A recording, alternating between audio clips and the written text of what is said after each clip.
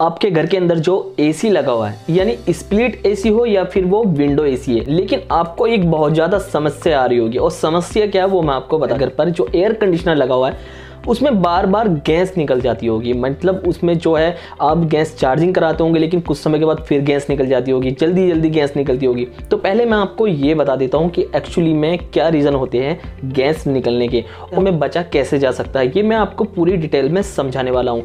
चलो दोस्तों, welcome to my channel DLAC work में आपका स्वागत है। अगर आप चैनल पर न्यू मेहमान हैं तो चैनल को सब्सक्राइब कर सकते हैं, और वीडियो को अच्छे लगे तो वीडियो को लाइक तो जरूर कर देना। तो हम पहले बात कर लेते हैं यहाँ पर कि एसी में जो गैस निकल जाती है बहुत जल्दी, यानी कभी ऐसा होता है कि हमने अब गैस चार्जिंग कराई है मगर 1 महीना या 1.5 महीना या उससे भी पहले गैस निकल जाती है। उसका क्या रीज़न होता है? होता यह है कि जो एसी होती है उस एसी के अंदर कोयल लगी होती है, और वो कोयल कॉपर की होती है, और वो बहुत हल्के पाइप होते हैं जिसमें गैस रनिंग करती है। तो होता क्या है कि गंदगी की वजह से, यानी जब हम उसकी टाइम पर सर्विस नहीं कराते, यानी आपको कम से कम 2.5 से 3 महीने के अंदर एक बार सर्विस कराना बहुत ज़रूरी है।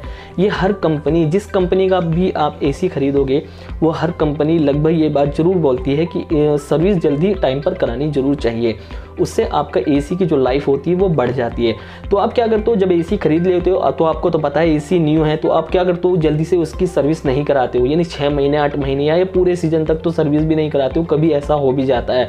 तो एक्चुअली में क्या होता है, जो घर के अंदर इंडोर यूनिट लगा होता है, यानी इसका आउटडोर यूनिट तो बाहर छत पर या बालकनी में रखा हुआ है, बालकनी में लगा हुआ है, लेकिन उसका जो इंडोर यूनिट जो घर के अंदर लगा होता है एक्चुअली में वो क्या करता है, वो घर के अंदर जो कमरे के अंदर जो हवा होती है उसी हवा को ऐसे घुमाता है, यानी ऊपर से वो हवा लेता है और नीचे की तरफ से वो ठंडी हवा देने लगता है। ये एसी का काम होता है, इंडोर एसी का, इंडोर यूनिट एसी का, जो कमरे के अंदर लगी होती है। लेकिन गैस निकलने का फिर रीज़न क्या है? गैस निकलने का रीज़न ये है कि कमरे के अंदर जब धूल मिट्टी होती है, यानी कि हमारे घर के अंदर जो भी सामान रखे होते हैं जब उन पर धूल मिट्टी जम जाती है, या फिर हमारे नीचे फर्श पर धूल मिट्टी होती है, हम बाहर से आते हैं तो हमारे चप्पलों के द्वारा भी मिट्टी आ जाती है, तो कमरे में भी थोड़ी बहुत डस्ट इकट्ठा हो जाती है। तो जब वो डस्ट हवा में मिल जाती है, एयर में मिल जाती है, तब वो एसी चलता है। तो वो डस्ट जैसे ही वो एसी में जाती है तो डस्ट तो वहीं रुक जाती है, और वहाँ से हवा पास होने के बाद हवा ठंडी निकलती है, लेकिन डस्ट अंदर ही जमा होने लगती है। जब इंडोर यूनिट जब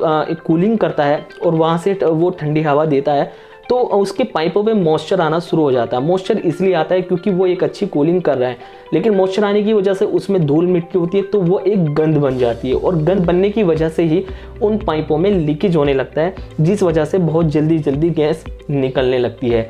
एक तो रीज़न ये है जो मैं आपको बता रहा हूँ। दूसरा पॉइंट मैं आपको ये बता देता हूँ कि आपका इंडोर यूनिट हो या फिर आपकी विंडो एसी हो, उसकी जो कोयल होती है एक्चुअली में कभी कभी ऐसा होता है कि कोयल जो होती है, जो कंडेंसर कोयल हो या फिर नॉलिंग कोयल हो, जब वो कूलिंग करती है, यानी उसे बहुत टाइम हो जाता है, आपके अपने एसी खरीदा है, परचेज़ किया है या किसी से ख़रीदा या मार्केट से लिया, 4-5 साल उसे हो जाती है, तो वो काफ़ी ओल्ड हो जाता है, पुराना हो जाता है, जिसकी वजह से उसमें काफ़ी बार मतलब उसे रिपेयर करा चुके हैं। तो अब आप सोचते होंगे कि हम उसे ये लाइफ टाइम चला लें, तो ऐसे में आपको चाहिए कि उसकी कूलिंग कोयल हो या फिर कंडेंसर कोयल हो जिसमें भी ज़्यादा डैमेज हो, जो भी ज़्यादा मतलब ख़राब हो चुकी हो, तो टेक्नीशियन से आप उसे चेंज करा सकते हैं। इससे आपका पूरा एसी बच जाएगा, सिर्फ कोयल ही आपको चेंज करानी होगी, तो आप नया एसी लेने से भी बच सकते हैं। ये मैं आपको एक ट्रिक बता रहा हूँ, बट आपको देखना है कि आपको वही रिपेयर कराना है या आपको नया लेना है, ये आप पर डिपेंड करता है।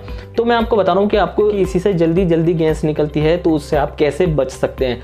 तो सबसे पहले ये है कि जब आप न्यू एसी खरीदते हैं मार्केट से, या आपने खरीद लिया या फिर आपके घर के अंदर एसी लगा हुआ है, तो आपको इस चीज़ का ध्यान रखना बहुत ज़रूरी है कि आपको उसको टाइम पे सर्विस करानी है, या यानी कि आपको 2.5 से 3 महीने के अंदर सर्विस जरूर करानी है। अगर आप उसकी टाइम पे सर्विस कराओगे तो उसके अंदर जो गंदगी होगी वो सब निकल जाएगी, जिसकी वजह से उसमें जल्दी से लीकेज नहीं होगा। तो इस चीज़ का बिल्कुल आपको ध्यान रखना है। दूसरा पॉइंट मैं आपको बता देता हूँ कि ज़्यादा लीकेज, अगर एसी के अंदर ज़्यादा लीकेज हो रही है, ज़्यादा लीकेजिंग पैदा हो रही है, यानी जल्दी उससे गैस निकल रही है, तो उससे हम कैसे बच सकते हैं? तो उससे बचने के लिए ये है कि हम उसकी कोयल को चेंज करा सकते हैं, यानी कि जिस 2 कोयल लगी होती है, इंडोर यूनिट के अंदर कूलिंग कोयल लगी होती है और आउटडोर यूनिट के अंदर कंडेंसर कोयल लगी होती है। तो जिसमें ज़्यादा लीकेज होते हैं, जिसमें ज़्यादा मतलब प्रॉब्लम आ चुकी हो, डैमेज हो चुकी है, तो उस कोयल को आप चेंज करा सकते हो, ना कि आप पूरा एसी चेंज कराए। तो वहाँ आपका कुछ खर्चा बच जाता है, ज़्यादा खर्चा नहीं आता, कम खर्चे में ही वो आपका एसी रिपेयर हो जाता है और एक अच्छी कूलिंग करने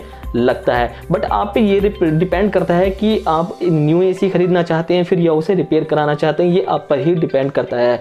तो दोस्तों ये वीडियो आपको अच्छी लगी होगी, अगर वीडियो आपको अच्छी लगी है तो वीडियो को लाइक कर दीजिए और चैनल को हमारे सब्सक्राइब करना तो बिल्कुल ना भूलें अगर आप चैनल पे पहली बार आए हो। तो मिलते हैं किसी नेक्स्ट वीडियो में, धन्यवाद।